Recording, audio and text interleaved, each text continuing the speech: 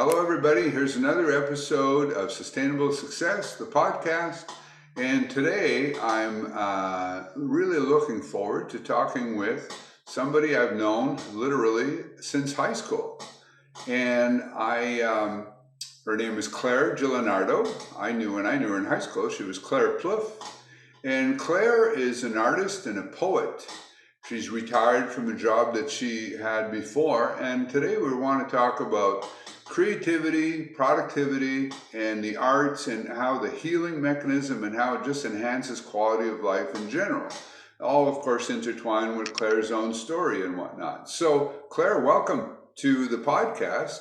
And just to start off, maybe give the listeners a little bit about yourself and your background, and maybe not your whole biography, but sort of a summary. Yes, we did grow up together. We were friends in high school, and we were both born in Timmins, Ontario. I left when I was 18 to go out west, Calgary, first place, and eventually got into accounting, finance, that sort of thing, which is what my parents wanted me to do. But when I was younger, I used to draw a lot. I used to really enjoy art. I wanted to become a dress designer or house decorator, but apparently there wasn't much of a chance of being all that successful. It was better to go into finance and accounting. This is what my parents thought, and I didn't want to question their wisdom on this. So I did end up in that field, and I grew to really, really love it. At one point, though, I had to, I had an interruption in my life with an illness, and I had to reconsider. I wanted to work till I was 65, all that good stuff, but I wasn't able to do that. So that's it. Okay, so it's interesting parallel. My wife Lorraine also really liked the arts, and she paints as well, as you know. And she wanted to take art in school, and of course, parents wanted you to be practical, didn't they? And her father said that there's no way that he was going to pay for her to go take art courses in college because there was no work in that. And she wound up taking, I think, secretarial science at Northern College. And she did it because she was so upset with her dad about not wanting to support her in the arts that she did, in his view, he was a blue-collar guy. In his view, secretaries were people who fetched coffee for executives and wound up sitting on their laps and doing things like that. So it was the last thing he wanted her to do.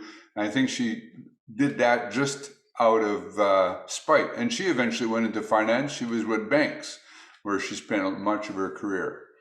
So now throughout, did you rediscover art later, like when you said your life interrupted, you had an illness situation, or did you sort of stay with drawing and painting all the way through, or just it was not done for a few decades and returned to it?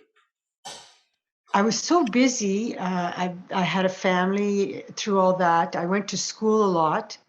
At night, and I ended up doing well with all that stuff. But when I had to stop working is when I rediscovered the arts. That's when I had time to do it. I had the gift of time on my hands, and it's been just an absolute joy to get involved in the arts again.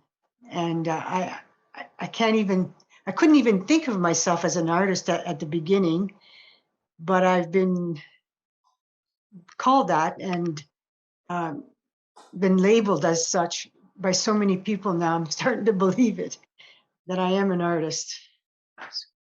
That's where I am. So, yeah, it's interesting. I mean, art, that's a broad topic, right? And I think in terms of creativity in general, and so you can be, people who, you could have a janitor, you could have a banker, you could have things that are not normally associated with art. But say, for example, you talked about dress design, but people who are manufacturing cars, things like that, in a way, they're all being creative, they're all being productive in their own way. And so many of us, I think that's a boomer thing. In a lot of cases, a lot of baby boomers did not necessarily pursue their passions. They wanted to be practical. They were often steered that way by their parents, and you had to be practical. And many times you would gravitate towards, your schooling and whatnot because of, are there jobs in that field? Do they pay well? And then we tended to learn to love them afterwards because, that's just, we applied ourselves, got good at it, and learned to apply ourselves, and probably became artistic in some ways. So for you, there was probably a point. I mean, initially, you had some health challenges. And how long after that did it occur to you one day, hey, rather than sit around here and think about, all the things that have been taken away from me, I now have the gift of time, as you put it. At what point did it occur to you, maybe I should start to revisit the passions of my youth? Well, it just happened very naturally for me because I kind of fell it back into it. It just was something that I could do that made me feel good. I had a very serious situation to contend with, and I when I started, I thought my stuff was garbage. I didn't think too much of it because I'm self-taught and I was experimenting a lot. And I want to go back to my career in finance accounting because it's very structured kind of fields of work. But in that context, I began to explore a lot with abstract, in that when you're doing projections, this is not structured work anymore. You're going to a realm that's totally different. And so when I started with the art, the abstract art really intrigued me, and it just kind of happened very naturally. This path. I don't think I chose it. I think it chose me for Right. some reason. So, of course, we've been talking about art in general, but I know that you write poetry as well. But your medium is painting, or at least that I know of one of your mediums. You'll probably elaborate and tell me there's more too, because I think I've seen you do things like collages and things like that as well. So that's an interesting comparison when you're doing financial projections. Kind of, people sometimes talk about blue skying because and of course, some people get really creative on those, and not necessarily in a good way. But at the end of the day, you're almost, in financial projections, you're almost doing a little bit of crystal ball gazing, right? You're trying to make sure it's not complete fantasy, but at the same time, you have to be willing to, we used to talk about in the insurance industry, bags. I don't know if you ever heard that acronym, BHAG. It comes from a book called Good to Great, and it talked about companies that were very successful. Have you read that book? No. So the gentleman said that great companies have goals that are bag goals, and he called them big, hairy, audacious goals, meaning that, they didn't just say, well, let's just get by. They would turn around and say, okay, we're going to be the best in the world at what we do, or we're going to, increase our productivity by 100 times, whatnot. And there's a little bit of that goes on. You have to believe in the company's ability to do it first. Of course, with art, it's sort of the sky's the limit, if you will. So with painting, are you color, oil, different things? This is coming from a guy who knows little about art, so. I just wanted to say also, for me, creativity is, you have to imagine how something is going to be, with the same with projections, right? Right. So this abstract thinking part of it, you have to kind of choose what you think will work in that, to make it all happen, sort of thing. So What do I use? I use whatever's available to me, whatever that may be. I'm not conventional. I don't particularly favor one thing or another. I just use whatever I think is going to work for me. And I bomb. Some stuff I do is horrible, but I'm always willing to try new things and to let my imagination run free, kind of thing. And that feels really good for me. Uh, as far as poetry, again, I just kind of fell into it. It's a way to express yourself without revealing too much, but really communicating how you feel, that sort of thing, without being too obvious. That's what I like about poetry. And by the way, as far as I'm concerned, art communicates. It really can, like a song. If you hear a song, you connect it with sadness or happiness, or it really touches us in a way that, Right. right? Well, Geraldine and I, Geraldine from our Toastmasters group that we both belong to, we were talking about art actually when she was here for a workout yesterday. And she said, art should make you feel something. Yes. And of course, that's obviously very true. And some things, we were talking about Adele's new song. Oh, And I don't yeah. know if you've heard that yet, it just No. came out. But Adele is, of course, a phenomenon in the music business. And as much as her talent is undeniable, and I really love the new song, I can only take Adele in small doses because the feeling that she tends to evoke with most of her music is sadness. It's often about heartbreak, and she does it really well. And I just feel like, after an hour or so of listening to her, I'm almost depressed. Like you can like to go there for a bit, and it's one of the human emotions that's important. But she's almost so good at it that it's almost like, okay, I don't feel like breaking down and crying here. I'm going to put on some rock and roll or something so I can lift my spirits up. But either way, she does. It Of course, does it. that's what art does to the people who are experiencing it. But what about the therapeutic effect of art for people who are creating it? Because I know one thing, just a quick thing. I remember reading one time that a hack, I don't know if you ever heard the expression a hack is a writer who's considered a hack. And one of the traits of a hack, meaning a bad writer, is that he or she writes thinking about what will sell. In other words, they're not doing what they love, what they're passionate about, creating what they're writing, thinking, geez, maybe this will sell. And of course, some people are very talented at that. There's somebody who's got to write those Harlequin romance novels, and somebody's got to write those things, and it's a formula and whatnot, but people like to read them.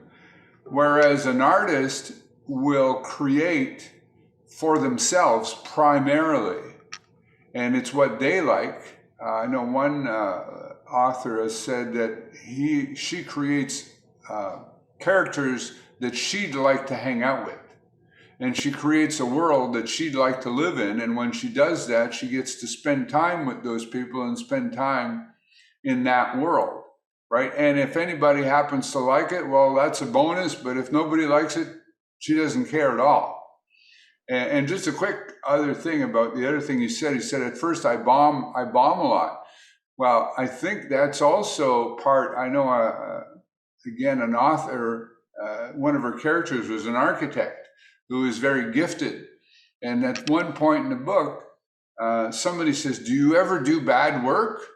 Because he says, I probably do more bad work than anybody else, just that my bad work winds up in the wastebasket instead of being erected as a building.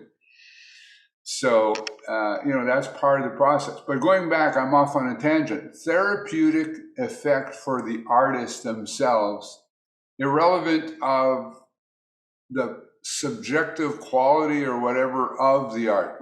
What's that mean for you? Well, primarily as an artist, I need to be authentic.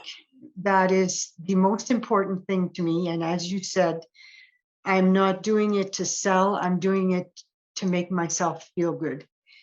And when you're bound by having to sell it, that's a whole different pressure that I just don't want to put on myself at this point in time. I work in such a structured environment that this is very liberating for me.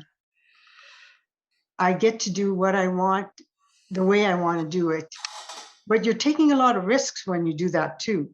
And that's what I'm talking about bombing is without taking risks, you can't be authentic. You're just following everybody else, right? And I have this opportunity in my life to not do that, to, you know, and I find that very therapeutic.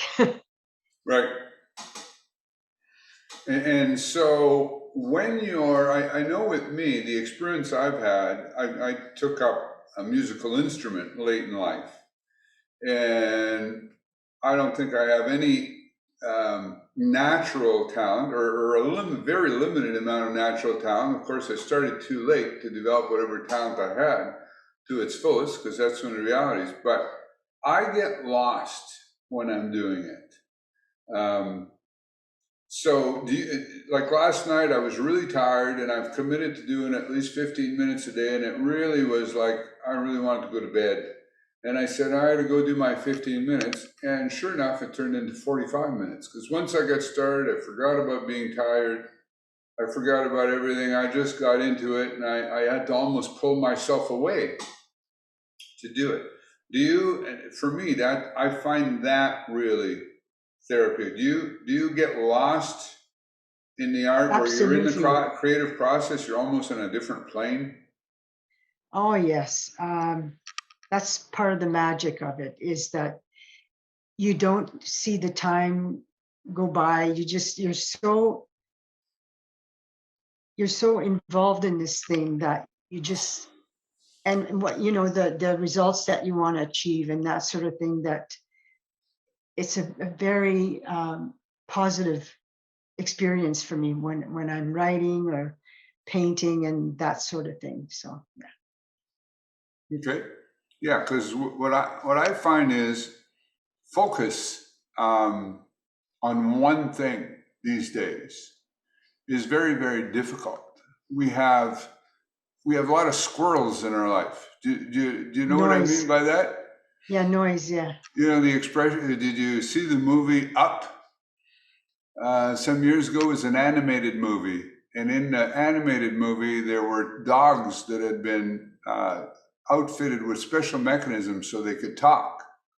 So they behaved like humans and talked and whatnot. But every now and then, despite that, their dog instincts would kick in. So every now and then, a squirrel would go by, and they'd be in a mid sentence or something, and go squirrel, and they were off. So we tend to have, you're in front of your computer and you have all these great plans to get something or other done, and then all of a sudden you happen to, oh, I'll just have a quick look at Facebook, and next thing you know, you're in Facebook for 15 minutes, and then all of a sudden a little message comes up, you get an email, oh, I got to take care of that.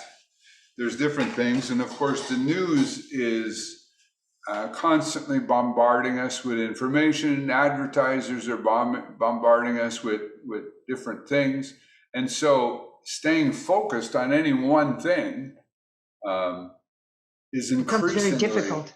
yeah, it's increasingly difficult. We're constantly jumping from squirrel to squirrel to squirrel, if you will. And so people, like young people these days, some, I don't want to generalize because that's not fair, but the idea of reading a book from beginning to end is like, whoa, that's like I'm going to stick with the same thing for a while because all their information is little tidbits and whatnot. But when you're doing, and so we tend to be doing, for lack of a better word, constantly multitasking with our brain. Although it's been said that multitasking is actually impossible because it says if you try to do more than one thing at once, you do all of them badly, as opposed to just focusing on one. Well, the illness has I've had periods of time of isolation because I can't go out too much.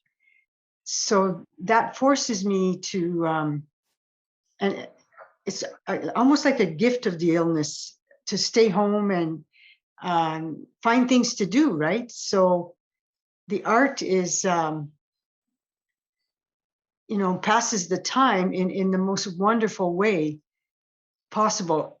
Like isolation is not new to me. There are times when I'm not well enough to go out and interact with the world. So, uh, you have a choice. You can watch a lot of TV, or you can get into some pursuits that really aren't satisfying, but art is. So that's part of the reason I started doing it, right? It, Okay. very constructive way to spend my time. So So you've referred in the past that art saved you. yes. And So how did it do that? yeah, tell me a little bit about what was it? Where would you be today, mentally, spiritually, if you will, if not having discovered your art? Rediscovered the art in myself, right? Yeah, I would not probably have done as well as I have with the illness. It's a very tough one, and this has allowed me to, like a healing grace, if you will, to immerse myself in something that I enjoy so much. It, yeah, it's been a savior for me, that's for sure. And it allows me to break free from all the structures that I've had in the structured life that I led, and the type of work that I did. I wasn't able to take a lot of risk. It just doesn't go with that field of work. right, Whereas this allows me to try different things, and which is more consistent with my personality. As it was kind of suppressed for a long time. So now right. it's just, yeah. Yeah, well, for the longest time, you and I have similar backgrounds. I worked in finance and insurance companies and things like that. And I truly enjoyed it. Many Mhm. aspects of it. I will freely admit that I don't miss the corporate world and some of the bureaucracies and different things that occur in that. But as far as the people I worked with and just excelling at attempting to excel in your field, but certainly, it's kind of like the sky's the limit. And they used to tell us, find something you love, and you won't have to work a day in your life. And I remember actually telling my own kids, and now I'm sort of regretting and saying, well, you may or may not be able to make a living at what you love.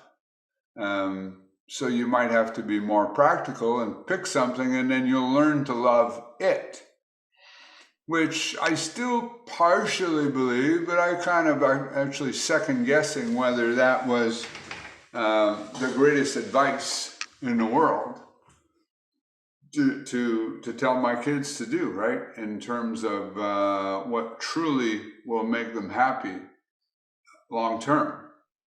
But the other thing too is we worry a lot about what other people think. And certain pursuits are, people will say, oh, this person has such and such a title at their job, so they're doing well, type of thing. And this other person, well, or how much money you make and whatnot. And I always think, music, for example, not that people who pursue music as a career, some people will say, well, the odds of becoming a recording artist that everybody knows are really small.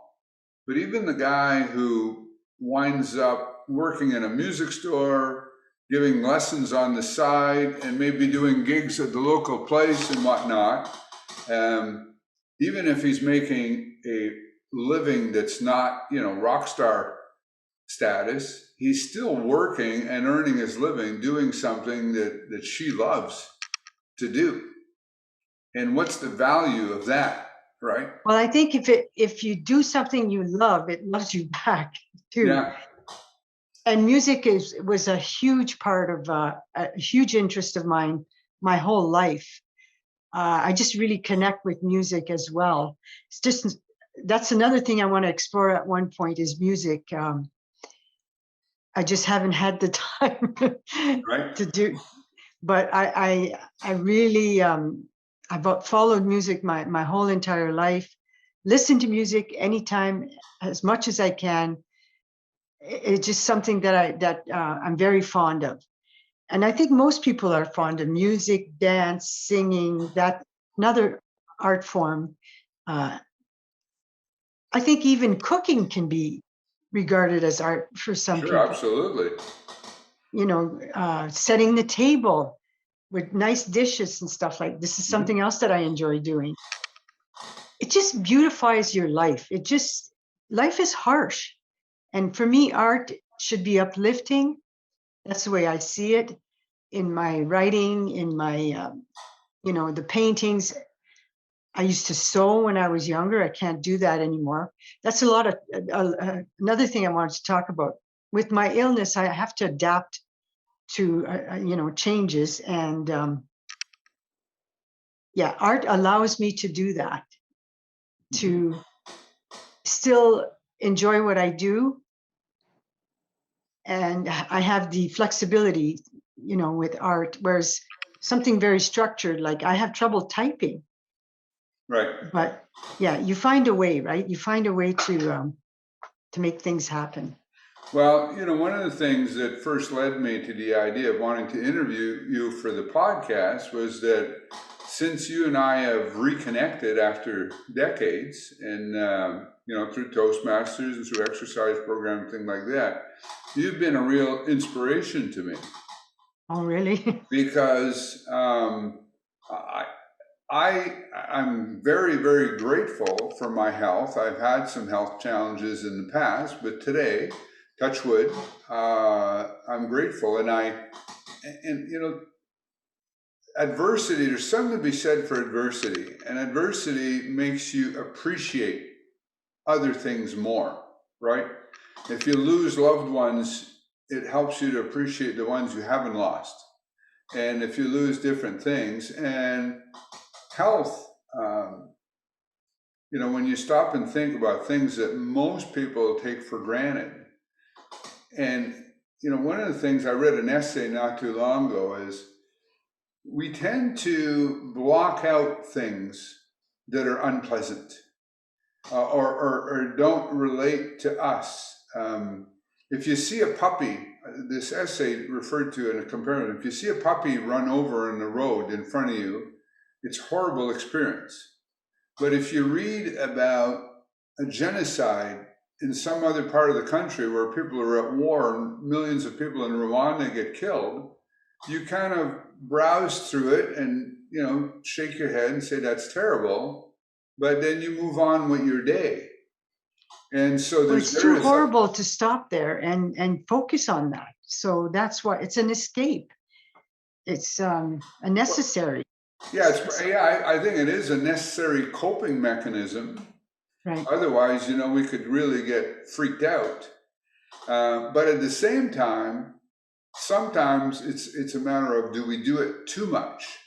And one of the things that we do is take our health for granted, right? And we don't stop and we don't appreciate it and whatnot. And getting to know you, I've thought, had I been faced, and I've said this to you before, so I'm repeating it for people listening.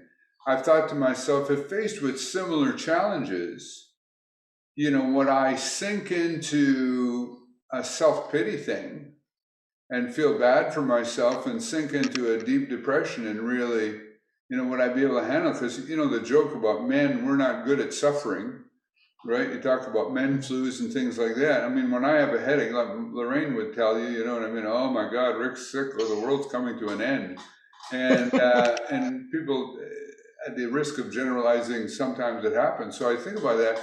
And then I see you And despite the challenges that you've had, you've taken those and turned, at the end, risk of the cliche, taken lemons and made some lemonade. Because, interesting, your choice of words is the gift of time that you were afforded, and the gift of being able to do other things and whatnot. So you're referring to some of these things as gifts, and then you've turned it inside out. So it's been not only inspiring for others and great for you, but also it's kind of like being creative helps you, but also the create. You know what I mean? It goes both ways. It's reciprocal, helps other people.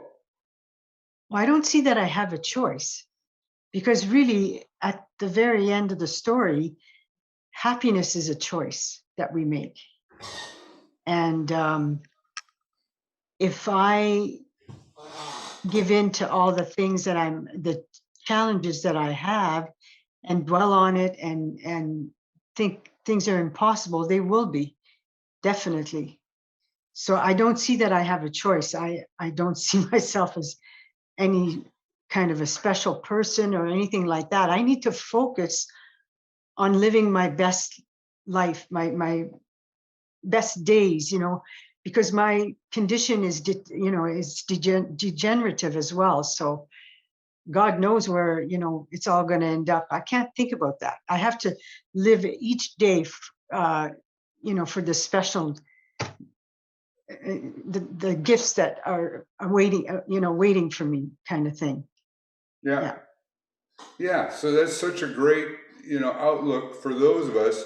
In that now, did you look at life that way before your illness? No. Do you kind of look back on the way you saw things back then and sort of think, geez, I'm looking for a better choice of words here. I want to say, did I waste time, or did I waste, worrying about things that didn't matter, or, you know what I mean? I was all of the above. I mean, absolutely. The illness is humbling. It humbles you. And in that, you realize what's really important, right? Appreciate your family, appreciate your friends, appreciate the sun, nature, that kind of stuff. No, I was very busy living my life in the city, running here, running there, very noisy life, all that kind of stuff. But got to stop and smell the flowers. Right. What was the line in the John Lennon song? Life is what happens while you're busy doing other things. Right. I love that. I'm pretty sure I'm misquoting that one, but something To along that those effect. lines. So, the thing is, you listen to it because the ideal thing would be that somebody listening to this, and as a result of or getting to know you, I think I had a fairly good attitude before, is that somebody doesn't have to have the adversity, whether it be a health challenge or some other challenges, happen to them before they start to really cherish life. The things that really are important in life. Yeah. Yeah, really pursue things. So, because, one of the things I've always found funny is people say, live your life as though it's your last day. I always found that weird because, if it was my last day, I'd take the day off. So, and some other things I won't say. Yeah, you know what I mean? There'd be literally, you can't actually do that literally because, of course, you wouldn't go to work that day, but to just recognize just how short life is. I mean, you and I don't know if you, maybe I won't bring it up, but we were in high school several decades ago, right? No. When you stop and think about how that is, Lorraine and I we've been together now, we say a quarter century. We've been put up with each other for a quarter century. And I said the other day, well, we were in high school almost twice that. And she said, shut up. So, but there's I mean, we're so fortunate to have all these things. We really are. Like if you think about it, and part of it, I believe, is because there are so these days you hear the news and about all the horrible things, and it seems like everybody's horrible and everything else. But if you stop and just look around you right Hmm. now at your furniture, at your clean hot water that's coming out that you can rely on, your It's heating pretty system, amazing. your air conditioning, and everything else. Those are all human beings being creative, right? Somebody might not think of a tap in your sink as being creative, but some engineer looked at that and wanted to make it not just functional, but aesthetically good and ergonomically easy to use and things like that. And those are all things, everything that's around us is we're surrounded by creativity. When you, When uh, you come right down to it, yeah. yeah, so there are many people out there who are living their best lives. And many of us, I'm going to try to make this sound positive, but might be going around a little bit blind to the fact that we're surrounded by all this and not really appreciating it because, I'm reading books about, in this one book, people back in the 20th century who were living in East Germany and the communist bloc countries and things like that. And they come to visit and they realize their relative who had gone from East Germany to West Germany is dressed incredibly well and wearing jewelry and things like that. And then the initial reaction is, oh my goodness, she must be rich. Only to discover later that, geez, everybody here is dressed like that. You know what I mean? So, Yeah. and for them, on the other side, they didn't see that, and they were told that, all these talks about things going on in the West were exaggerations and weren't really true. And they get here and they realize, that, we're kind of living in a paradise, but it's not just about material goods. Somebody has to be creative, Yeah. right? I mean, the Creativity financial. is part of human nature, I think, is we're just born that way. All of us, actually.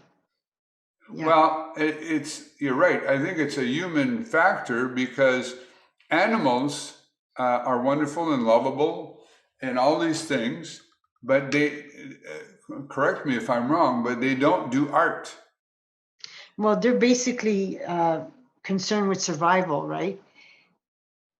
And art is something you can only really engage in once your basic survival. The Maslow graph. Yeah. Yeah, yeah, exactly. Once your basic survival is taken care of, then you get into, at some point, the cavemen drew on the walls. Well, that's what I feel. Why I feel so good about art. I feel like I'm self-actualizing. Right. That the top of the graph, Yeah, and like Maslow's hierarchy of needs. Yeah, yeah. yes, I'm at that point where I can, express myself in a way that I always wanted to, without any fears or that kind of stuff. If I was selling it, I'd be concerned with what's selling and Right. with Yeah, you have to. confines. Yeah, you have to. Yeah, that's the ideal thing. Is I look at some of the artists that we grew up with. Who today their albums are not selling nearly as well as they once did. And in some cases, they're creating some of the best music they ever created because they don't care anymore. You know what I mean? They're just, I don't have to make money. I just, They don't have that motivation, that drive, that yeah, hunger, yeah, to exactly. they're So, confined. Yeah. so for somebody today who Hmm. is, you know, some people would say, well, art's not my thing. But like for me, if you like two things that I've gotten into is music, and the other one, and Lorraine and I were ballroom dancing. Yeah, And one of my things that I'd say to people is we've tended to become spectators. People look at art, they listen to music, even sports events. They go watch sports events. They go to the theater. they're spectators. We're spectators instead of doers. And of course, seeing it can be very rewarding, obviously, Hmm. but it doesn't match with doing it. What would you give advice to people who are not doing art now? I don't know if you feel it's your place to give advice, but if somebody was asking you, Well, the creative process, it is a process as well. It really engages your mind. It you know it it's fueled by your imagination, that kind of stuff. Whichever way you choose to be creative, I think it's good for the soul. I don't know why that is. It's just so um, can be so rewarding. Uh, that's what I've discovered later in life, anyway. And you really have to be. I think we've talked about this, Rick, before. When you're doing abstract art, it's like you're in kindergarten again, and you're just allowed to just put color on paper any which way you want, because that's what you do at that age, right? right? And Yeah, you just have to drop everything and just let your imagination go. And it's very freeing. It's so that's the experience, right? yeah. So in a way, it's what it really encompasses what it means to be human in general. And I found with dancing and with music, it's almost like you are in harmony with the universe. I know that sounds corny, Harmony. but it almost feels that way, as though there's a natural ebb and flow to things. And I'm not into any mystical things or whatnot, but I do think that the universe in general is a benevolent place. I think that it is proper for people to be happy. I don't think we were put on this earth to suffer. I think we were put on this earth to be happy. I really like what you said earlier, is that happiness is a choice at the end of the day, and you choose to be happy. And the creative process, being productive, like I've said before, I think that choose to be happy. Say, well, how do you do that? Well, I would say productivity. And when creativity, productivity, I'm going to use those sort of interchangeably, right? Because you said, setting the table, whatever it is, but even something as simple as cleaning your house, doing your housework. If you stop and bring your creative aptitude to that and say, okay, what's a better way to do this? What's a way to do it that would be more fun, type of thing? Because somebody someplace is, think about it, really passionate about creating a Velita mop. And they created a mop that was different from other mops and things like that. And we might just think of it as, oh, that's cool. All right, I'm going to That's get kind one. of silly, but to that person, it matters a lot, right? Yeah, for them, that's their work of art. They came up with it. They're really proud of it, and it may have occurred to them while they were sitting around washing the floor one day, and said, "Man, There's got to be a better way. there's got to be a better way to do this." So, for you also to put a little bit of a plug for sustainable success in the exercise, you and I have been now for a few months doing exercise via Zoom, doing time static contraction and other things. Now, uh, for you, exercise is very important. Even before we met, you were already being very active. And how does taking care of yourself physically enhance happiness, and of course, enable or help you to do with the creative process itself.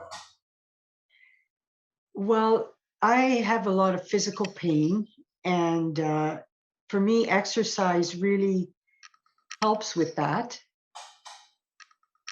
In that, I have a lot of stiffness and whatever. So keeping myself limber helps with also the balance issues that I go through. And it's just good overall, as for any age, I think, for people to exercise, because it just if you're too sedentary, it's just not good for your mind. It's not good for your your spirit, your well-being, and the way you look at things.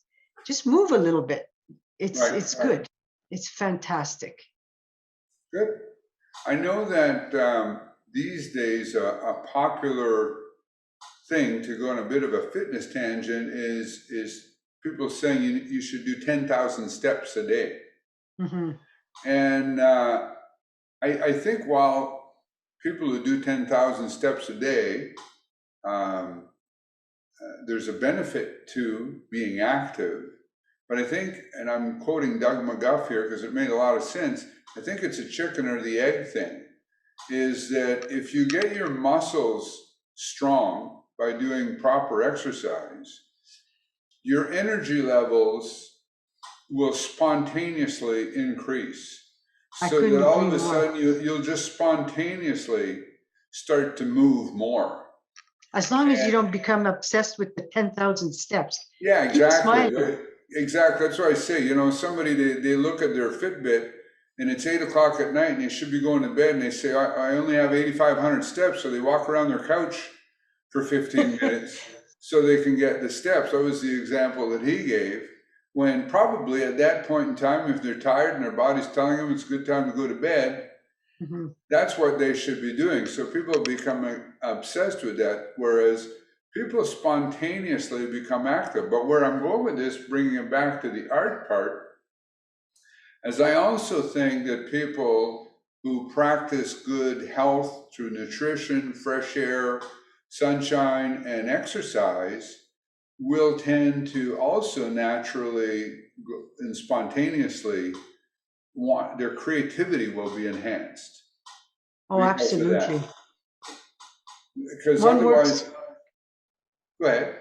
one enhances the other. They're mutually beneficial kind of thing.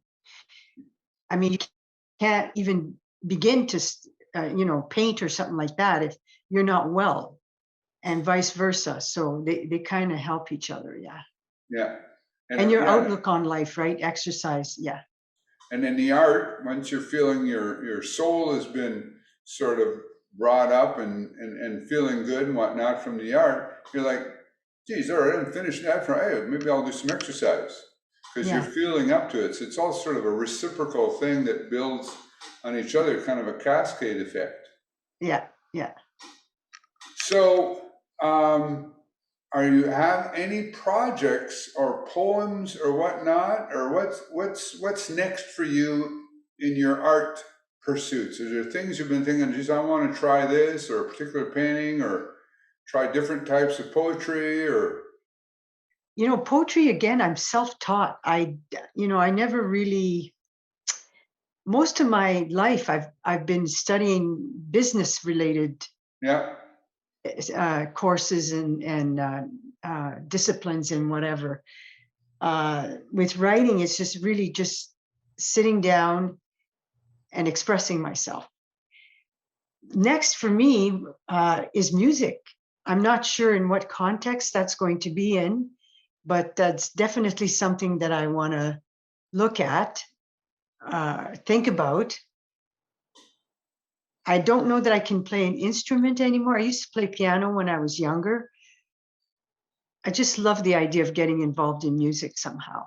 Not quite sure where that's going to end up, but I have periods of time where I paint more. I have periods of time where I write more. They usually come together.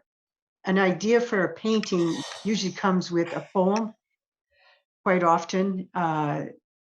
I don't know if that's going to happen with music. I'm not really sure, but I'm really excited about the prospect of getting involved in music.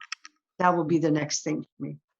Well, I know that your art was recently featured on a website, Hmm. um, and maybe one of the things I'll include when we publish this is links to that, so people can check out the things that you've done, and there's there other, and also there's places where your poetry is also available for people to look at, Hmm. and so is most, if not all, of your work publicly accessible if people have the right links, or there's still a lot of things that aren't on there, I guess. No, not. I've mainly focused on the art itself. Marketing it has not been a focus of mine at all. Right. It may come to that, but yeah. Yeah, one of the things that Geraldine said the other night, and Hmm. our Toastmasters, you weren't able to make the last meeting. She said that in Canada, there's a challenge for artists in that the buying community, according to her, for Hmm. art is more limited in Canada than it is in some other countries. That there's not I as didn't many. realize that. Yeah. Yeah, and I don't know if that's true. I mean, as you know, my son-in-law, um, Yeah. he creates art, and he is selling his things, but of course he has a website and things like that, and of course on social media and things, and he just put out a couple of different calendars that he's doing. But I also know that he goes to, well, in the last 2 years, some of them didn't happen, but there's like art shows, outdoor art shows and things like that that are around, and he'll go and spend time in different places and people go by. And I remember at one point him saying to me that he really disliked and um, resented. Promoting. No, he resented the idea of having to sell it, which for me at the time, of course, I'm like a raging capitalist going, man, that's, you could, with your art, you could make a lot of money because he's really talented, right? And he seems to have come around to the idea of promoting himself and doing things. And he teaches art at community college in the Sioux. So that gives him some freedom, right? Because the bills are paid, through his daytime job, and then he's able to do the other things as well. And I've never asked him, it's none of my business how well he does, but I know he's been doing it for some time. And I actually had Hmm. the opportunity to stay with him. It was doing an art show here when he came to visit in Ottawa, and we went in downtown Ottawa. And the main reason I was there was, to watch his booth while he went to the washroom or something. So, because he couldn't run it alone. Although after a while, I was listening to him explaining things, and I was able to answer questions for people by basically parroting what he was saying. But what I found interesting is many people who go to art shows some are art collectors and art buyers, but many of them are other artists.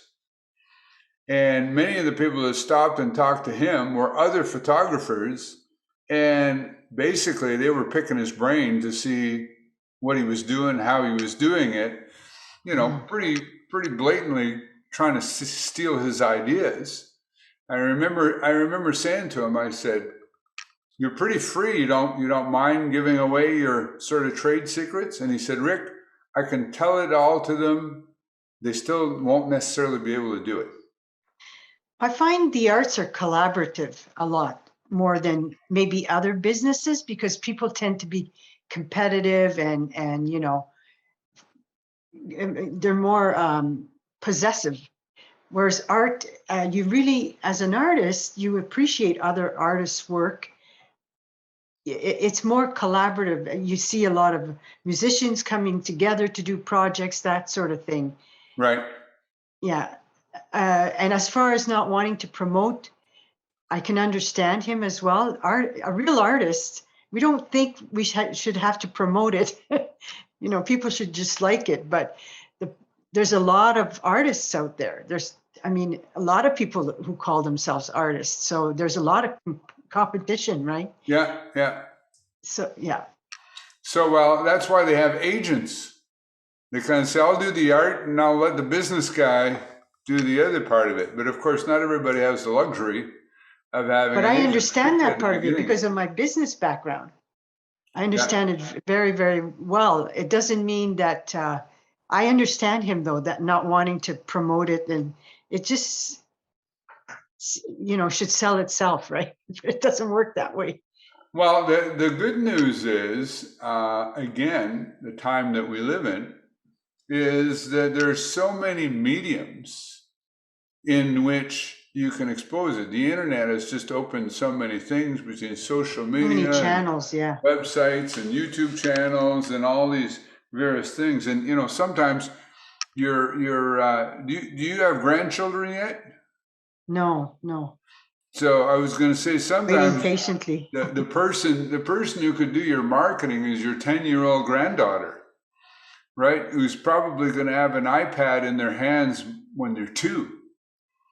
Right? I mean, somebody told me the other day that, I forget, it was a baby and they weren't 1 yet, and you can give them the phone, and the baby had already figured out how to swipe the screen to make the pictures change, Yeah. whatnot, right? So, like right now, I'm looking at doing things with my website and whatnot, and I'm reaching out to an 18-year-old, right? And that person is taking it because they It's a often will brave probably, new world. they'll roll their eyes and shake their heads at what the things that I'm struggling with, because for them that's just So natural. natural. Yeah. They But have it all figured out. well, it's what they grew up with, right? And I mean that's why sometimes people say, "Well, kids these days," it's funny. We're starting to sound like our parents, right? Kids these days, and they don't read books or they don't. But self-promotion is that's the way they've grown up, right? They're used to that idea. Yeah, and they may not read books, they may not talk on the phone, they text and all things that are alien to us, but they do a lot. They're really good at a whole lot of other things that we're clueless at. Yeah. So it's kind of a tit for tat type of thing. So listen, I really appreciate your taking the time today. This was fun. I hope it was Thank you for for you inviting too. me, Richard.